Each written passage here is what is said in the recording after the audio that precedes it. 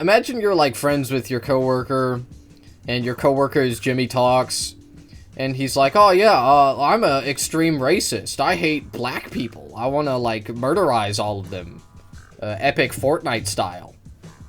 And I have a shitty fucking YouTube channel where I complain about brown people and women. Then, you know, I'll tell you what I would do. I would immediately I'd go to HR, I'd be like, fire this guy. Fire this motherfucker. Take away his livelihood. Take it away. And then they probably do it. I mean, it depends on the company. Like, I'm not going to act like there are 0 companies for a person like Jimmy Talks to spew their vile rhetoric occasionally. Right, as long as he's not too overbearing about it. But, like, he's right. A lot of HR companies would hear his political views and be like, okay, like, you know, you need to go bye-bye. First, we're watching Jimmy Talks, okay? This video is called Stuff That Jobs Will Say and What They Actually Mean. I see that Jimmy took my advice. He started... Yeah, has anyone else noticed that? Jimmy, he did that. Look, he did it here with this title. Well, you know, actually, I guess he hasn't been doing it. Okay. Well, yeah, I said it when I reacted to this one. Yeah, cooked and finished. Yeah, just capitalize like one or two words, Jimmy. Okay. And actually, I probably wouldn't have all caps actually here. I would have capitalized, I probably would have capitalized jobs, right? So I would have said stuff that jobs will say and what they actually mean. That's what I would have capitalized mean as well. Okay. You're welcome, Jimmy. I'm putting you on game, bro. You need to start watching my videos. Okay, I can tell you haven't been watching. You haven't been paying attention to the J-Star broadcast. Why? Why not? It's cool, bro. I get it. Oh shit, hold on. Here we go. So if you've been watching the channel for a while, you know we just talk about relatable shit here sometimes. If you're new to the channel, that is what we do. So I think something that is very important, given that we're all just regular people working our jobs, trying to get by, is to make another video. I already made one before on toxic workplaces and shit like that. So let's just get right into it. I don't want to waste any time. Okay. Let's start by translating workplace doublespeak. So when all of these jobs, corporate jobs, or even family-owned businesses, it doesn't really matter. When they open their mouth, they don't actually mean what they say. So for example, human resources departments, HR, you know the HR lady meme. They are essentially just a public relations wing of the company's legal team. Basically what they mean is they're not the lawyers, but they're the next step to the lawyers, right? Their primary job, their only job really, besides hiring somebody and demanding 40 years of experience for an entry-level job paying $15 an hour, is to make sure that they can get as much labor as they can out of you, hence not paying you as much, and hiring people who may not be the best, or in other words, just desperate for some sort of pay. And then after that is risk mitigation so they don't get sued. And we all know HR is pretty much bullshit because they'll have a meeting and they'll talk about something like synergy or company culture. It's like, what the fuck does that even mean, bro? I just want to clock in and do my job and go home. Another one that they love to say is like, we need to focus on the company's core values. It means like, synergy. They're talking about like collaborating and like working as a team, which is really important at any business. Okay, because this may come as a surprise to you, Jimmy, seeing as you're you know, anti-communist, you hate communism, but collaboration is actually very advantageous for an organization. Okay, so a lot of companies hyperfixate on that aspect. But anyway, moving on. Core values. When I hear something like just stupid like that, I just want to crash out. But anyways, let's get to number one of shit HR/workplaces/ whatever, family business manager, it doesn't really matter, the guy who is in charge of you. Let's get into what they say. So the first one is the most common and most manipulative. I've heard it myself. We are a family here. That's what they like to say. So when you get some sort of manager or HR and they actually tell you that the company is like a family, what they're really saying is that they're going to emotionally manipulate you into working 60 hours a week for 40 hours of pay. Think about what a real family is. Think about what do words mean. You know, your real family loves you unconditionally, and they support you when you're sick. They'll stand by you when you make a mistake. Granted, you have a normal family, of course, and they have a bond with you that goes further than money, right? The corporate family, I put that lightly, by the way. On the other hand, they will just fire you on any random day without telling you why. They're not going to give you a 2-week firing notice. They'll give you a generic automated email just so they can hit like a profit margin or something, or maybe even they just didn't like you that much because you didn't. Yeah, but you have to give them 2 weeks notice. You know, don't forget it. Don't forget it. So 2 if weeks. a boss or a job, whatever, decides to call you family, you should immediately put your guard up, because they're just kind of setting up the premises of you having to do an unreasonable amount of work, unreasonable sacrifices under this little pretense of loyalty, which is fake and gay anyways from the job. All right, number 2, we are looking for a rock star who can wear multiple hats. I say this stupid shit makes me want to crash out. Anyways, you will see this on job applications all the time, and it sounds like they want someone highly skilled, someone who's dynamic, they can do multiple things at once, and they do. But the translation doesn't just mean that. You know, that was actually, I do criticize white people that use the word crash out a lot in my videos. Some say too much. Some people say, J-Star, when you say you want to give white people that say crash out the death penalty, that's too far, okay? I disagree. But in this case, I think this is actually, it makes sense here, okay? Yeah, because I want to crash out about that too, unironically. What this actually means is that the company recently fired 3 people to save money, and now they expect Rockstar you to wear multiple hats for one entry-level starting salary. That's really what it actually means. So if the company is incredibly cheap, and they're understaffed, and they're unwilling to pay for the actual manpower that's required to run things smoothly, they're just going to say, you know, we're going to flatter this guy's ego. Let's call him a rock star. It's like, bro, you know, things like we want you to do multiple jobs. It's like, no, don't call me a rock star, okay? I'm going to throw something at you. We want you to work 80 hours a week. And be like, oh, he's just a dynamic rock star, so that you'll end up running shit by yourself, and you really shouldn't, and it starts stressing you out. All right, let's get to the third thing that they say. We offer unlimited PTO. This one sounds really fucking nice on paper. This sounds amazing. You know what I mean? You can take a vacation whenever you want. That sounds fan-fucking-tastic. Wrong. That's not actually what they mean. The translation for unlimited PTO is that the company is going to use peer pressure and office politics, yes, the gayest thing ever to exist, to make sure you never actually take a real vacation. So it has actually been shown, since I really care about this topic a lot, making sure people don't get fucked over. I've read studies on this that have consistently shown companies that actually take tell significantly people less that? time off when they have unlimited PTO compared to when they're given a set number of days. I have never had and I get, you know, keep in mind, like, I'm 25, right? So, like, how many jobs have I had? You know, the answer is not that many, okay? But I have never had a company tell me, we offer unlimited paid time off. That's yeah, I mean, that sounds like a scam on the surface. Of course it is. I'd be like, what? So you'll just pay, I can just like not work and you'll pay me forever? That's what unlimited means. Unlimited. That's what that means. Time that's officially owed to you. So maybe taking something like a week off, 7 days, it makes you look like a slacker to management, even though you're not. If you work hard, you deserve to have time off. That is one thing I will say about America that Europe does better. And you guys know I love this country, even though it has a lot of problems going on right now. But the rest of the world, really, I don't know about the rest of the world. But at least in other countries, I mean, it's so crazy that like you have to, or well, you don't have to, but this person, these people feel the need to preface statements like that with like, oh, I love America. Don't worry, guys, I love America. I just hate all of the shitty things about it that I hate. Yeah, man, everybody else does too, and other countries do, in fact, do things better. Because, well, they do socialism. Okay, let's be so for real. But here it's all about producing, you know. Like, why do you think Europe gives their employees like better working conditions, more adequate time off to spend with their families? Why is that? Why do they have all of these protections and rights for workers? I don't know. Sidetracking right it's now. a mystery. I don't know. Out of there. What they do is when you quit any other job that has a set amount of PTO days, the company has to legally pay you out for the vacation days that you got, but you didn't actually use. But with unlimited PTO, you didn't actually like accrue anything. So when you leave, they don't owe you anything extra. No extra. Yeah, I think that's like. All right, moving on to the next one. That's like maybe My door 20 is always states. open, or we highly value open communication. You know, the translation here is a warning. What they actually mean is that they want you to come in and vent, so they know exactly who is probably going to be a problem, because they're not just going to bend over backwards, or just who the complainer is. You know, never forget this basic rule of survival. I said it in my last video about how to survive any workplace as a Zoomer. Human resources is not your friend. They do not exist to protect you from the company. They exist to protect the company from you. So if you go into any sort of meeting and you start complaining about a bad manager who is actually a bad... Well, I mean, look, when you're a groiper, that actually is somewhat accurate. I mean, yeah, if you're an extreme racist... Now, HR will still... I don't like HR departments either, Jimmy. Okay? I hate it when conservatives make me defend things that I hate, okay? But, like, HR departments, they can do good, right? They can do the right thing. And they often do. Because the right thing just so happens to align with capitalist incentives, okay? You have to understand that HR is just another apparatus of the company. the business, the corporation, right? They are going to do what is in the best interest of the company every time.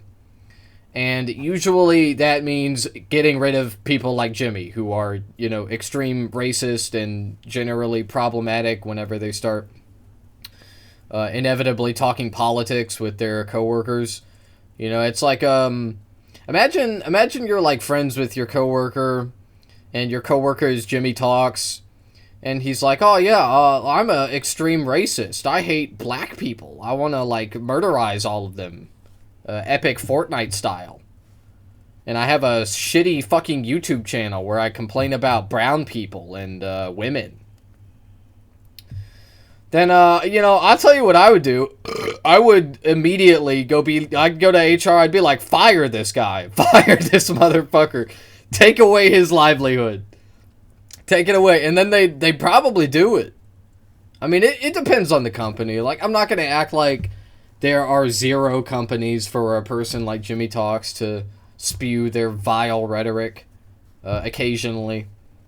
Right, as long as he's not too overbearing about it. But, like, he's right. A lot of HR companies would hear his political views and be like, okay, like, you know, you need to go bye-bye. You need to go away. And that's because of brand, okay? It's because they can't have a person like you, Jimmy, working for them. They just can't. But you tell them that, or maybe all the work that you're given. It's a PR nightmare waiting to happen. It's fucking dumb. You're not fixing the problem. What you're actually doing is you're putting a target on your back because these people don't give a shit. All right, let's move on to the 5th one. Other duties as assigned, more in like job applications and stuff. You will usually find this at the very bottom of your job description. Maybe you sign the paperwork to go and get that job or whatever. The translation for that is that the company reserves the right to dump literally any task they have onto you, no matter how far outside of your actual job title or expertise is, with 0 increase in pay, by the way. It is just it's a catch-all to exploit you. It's really bullshit. So now moving on to the next one. We pay competitive market rates. This is shit that they say all the time. This is a classic line that you will hear during the interview or even when you go and apply online, when you ask about how much you'll get paid. Side note, a lot of these jobs get pissed off when you ask them how much is the pay. It's like, bro, that's all important. I'm not here because I want to make the company better. I'm here to get paid so I can pay for shit, so I can exist, so I can buy food and pay my rent. But anyways, the translation for we pay competitive market rates means we pay exactly the same as everybody else while trying to save as much money as possible. All right, so that's just bullshit. Always try to figure out what the pay is. If they give you a problem about the pay, I would probably just find a different job. So, all right, the next and last phase we're going to go over. We are currently going through a strategic reorganization. Again, more HR bullshit, doublespeak, fake as hell, stupid, lame. You know, if you hear this, though, that just means that they're going to fire people so they can save more money, so layoffs are coming. That's really what it means. We're strategically reorganizing. That means people are getting fired, okay?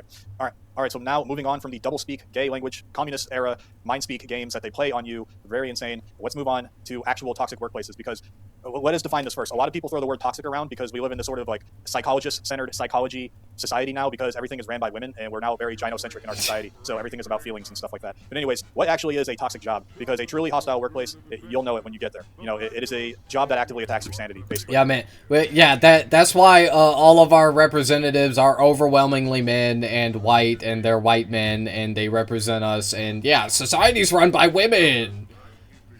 Yeah, because they're nurses and teachers. Yeah, they run. Yeah, everybody knows nurses and teachers run society. Everybody knows it, so bro. First big red flag you need to see for sure. They make all the rules. Is there a revolving door of people? You know, if you look around and you realize nobody has been working here for more than 2 years or something like that, with the exception of like 1 or 2 people and some managers, you're probably in a toxic workplace. People can't fucking stand it anymore and they quit, because happy, respected people who are paid well typically don't leave their jobs. There would be no reason for that. So if a company has a bunch of new hires all the time, it just means that something is going wrong somewhere. There's a disconnect. All right. So the second indicator of a toxic workplace is micromanagement. What does that mean? You know, if your boss is constantly tracking what you're doing or timing your bathroom breaks like they do at an Amazon warehouse, or whatever, you know, requiring a summary of what you did at the end of the day, you're being treated like you're on probation or like you're a prisoner on work release. You know what I mean? But yeah, micromanagement is not about making sure people are productive. You would think that on the surface level, just because you're probably a normal person. You know, these jobs, they're not normal. They don't care about you at all. But really, all it is that they don't trust you to do something and they just want to control you, because these jobs are insane. That's how they treat people. They don't respect anybody. And you can't build I mean, they want to maximize profits. It's not really that they don't trust you or they think you're incapable. They know that they're overworking you. They know that you're stressed because you are underpaid. They micromanage you to make sure that you are not fucking up because of that shit, because of the stress, and because of the workload. Okay? And they don't want to pay you for even the most menial non-work activity, like peeing. Okay, but while what he said is real, Amazon does actually do that to their warehouse workers, and I don't think they do it to their drivers. I could be wrong, though. but I know they do it to their warehouse workers, and it's really fucked up, but that's why. Okay, it's to maximize profits, man. That's it. If you're a capitalist, you cut corners everywhere you can. Everywhere you can. That is, like, even a gray area, right? Legally. You know, if it is in a gray area legally, then hey, it's in your contract, you know, like that. Like, it doesn't matter how immoral or how unethical it is. Okay, that's the system. That's capitalism, man. That's what you love. You love capitalism. That's what you want. A sustainable career working for people who don't respect you as a grown adult. That is the unfortunate reality of what jobs have turned into. It's not even like an edgy thing. That is just what jobs have turned into. They don't take care of you anymore. They used to back in the day, like the boomer days, you could work at a job for 30 years and not really have a problem. It's just not really like that anymore. Why is that? Why is that, Jimmy? Is it because of the lack of brown people and women? Because I don't think so. I don't think that was it. It's almost like something happened in the 40s that a certain president, FDR, did, and then suddenly work in America became a lot more, what's the word? Regulated,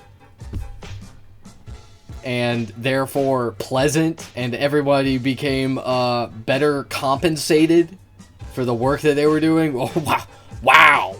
Wow, crazy how that works. All right, now, the third sign of a toxic workplace is moving goalposts. So in any sort of healthy environment, you know exactly what success looks like. You know, you get your job done for the day, or maybe if you work in like an office or something, you hit your target, and it's at least acknowledged, you know. But with these jobs, you can't actually ever win. They always tell you that something isn't done right. Oh, you need to do better at this, better at that. It's like, bro, I just worked my fucking ass off doing X, Y, and Z. Why are you crawling up? Why are you crawling up it so much, right? So gonna be pretty short with that explanation. You don't really need to explain much more than that. They're always saying, well, you can do this better. Well, you can do that better. It's like, okay, bro, whatever. You guys suck. Now, the last one is going to be clique cultures. That is honestly like the worst thing ever to me. I really hate this one the most out of the past three things I just explained here. So clique culture is like literally like high school. You know, you think that sort of stuff ends when you're no longer a child, but in a toxic workplace, the high school never ends. Mean girls and whatever the fuck, and getting bullying, whatever sorts of stupid ass shit like that still applies in the workplace. You got like 50-year-olds who've got beef with an 18 or 19-year-old. It's like some guy who's just there so he can party with his friends on the weekends and he lives at home still, but they've got beef. You know you're in a hostile environment when people who are friends with the boss tend to get away with whatever the fuck they want. It's pretty much that simple, or they get promotions or raises or whatever. So, all right. It's also typically people who like play the workplace politics the best. It's like workplace politics, bro. Why is this even a phrase in the English language? This is so stupid. But anyways, I hate dealing with all that stuff. Let's move on to the next one. We have to go over how you're going to survive these jobs, because we just went over what they say and what they do and signs of a toxic workplace. So how do you actually survive? Right. These massive corporations, a shitty mom and pop place, if unfortunately that's just what it is, or a hedge funds, these boards of directors, they do not view a lot of their employees as humans with a family or with dreams, even with bills to pay. You know, they'll fire your ass before Christmas and you didn't even buy your presents yet. You know, they view you as a battery. You know, the battery has to keep working. If it doesn't, then switch it out, throw it in the garbage. You know, you are a line on a spreadsheet about profits and losses, and you're just right next to the electric bill and the cost of ink. That's really all you are. You have to conceptualize that and recognize that. So if a CEO can bump the company's stock price up by a fraction of a percent by firing you and some other guy and outsourcing your job to someone in India or hiring an H-1B, you will be gone. There is no loyalty, okay? So that is exactly why you have to treat your job the same exact way that they treat you. It is just a mercenary contract. You are a mercenary trading a specific agreed upon service in exchange for money. That is the beginning and the end of the relationship, okay? There's no company family or company loyalty. I'm sorry. I don't wish it was this way. You know, I sound so freaking black-pilled right now, but this is just how it is, bro. You know, you either sink or you swim. So this reality, when you start viewing it through this lens, this stark reality, is why it is so incredibly important to change how you view and interact with local family-owned businesses. If you've watched my videos in the past, you've heard me say, spend your money locally as much as you can. So when you go to work for a massive corporation, for example, or even when you just spend your money there, you're kind of feeding the machine that genuinely doesn't care if you exist. You know, think about it like Walmart or something. But think about a family-owned business instead, you know, or the local tool store, or the independent mechanic, or the family-run restaurant instead in your town. When a guy actually puts his last name on the front of a building, or even his first name, typically they care about what happens inside of there. I think in my experience, family-owned businesses consistently offer better customer service and higher quality products, or just better service if they're like doing something for you, because their reputation in the community is directly tied to how much money they make. That's their livelihood. You know, they actually have a physical and social stake in the town that you live in or the city that you live in. So when you spend your money at a local business, you're not sending your money overseas to some sort of like Chinese sweatshop that they make a product for like $5 and then they sell it to you for $100. Or you're not even giving money to a hedge fund manager in New York City who may despise you because you live in the South. You're like, you're a stinky, dirty redneck. This guy's an idiot. That's, you know, not all of them think that, of course. I'm not trying to get into a North versus South war. But anyways, you are helping a guy in your community put his kids through school instead. That's another reason why I really like that. You're just helping out people who are near you. You know, these are actual human beings. It's not just the corporate robot. So now, with all that out of the way, what do you do if you were watching this video and you're like, damn, my job fucking sucks. What do I do now? You've analyzed your situation, right? You're like, okay, Jimmy, JT, dog, you're so right. You're so true. Truth nuke. What do I do now? You know, you might get mad, and that's like, okay, sure. Your first instinct might be get angry, but you want to tell your boss like, hey, fuck you and stuff like that. But don't do that. You shouldn't let temporary emotions dictate your long-term survival, okay? Because if you rage quit your job with nothing else lined up, it might feel really good for like 10 or 20 minutes, maybe an hour or something like that, a couple hours. But then you might come to the realization the next day and you might start panicking like, hey, I actually have bills to pay and I have no income. You might start getting desperate. And then, you know, the golden rule of the job market is that desperate people are forced to take worse jobs for even less money just to survive. So if you quit your job without a plan, you are playing right into their hands. You know, you're kind of playing into a system that you're trying to escape, right? So instead, you need to play it smart and stay quiet and try not to start problems at work. You know, just nod during a pointless meeting, you're undercover, and just start doing the absolute bare minimum, the mathematical bare minimum required to get your paycheck without getting fired. So while you're doing the bare minimum at work, you should take all of your conserved energy now that you're not doing 6 freaking jobs for one guy, you're jester maxing. You should take all that energy and try to find a different job. You know, update your resume, hey, get a hold of people, some classic nepotism. It is what it is. That's just how the world works. You should apply for a bunch of different jobs. You should always be looking at a new job, even if you have one and you don't even hate it. You should still always be looking for a different job. And then once you get a job, you get a new one, you get the interview, and you're actually hired with a start date, then put your 2 weeks in. Don't just rage quit. It probably won't end up well.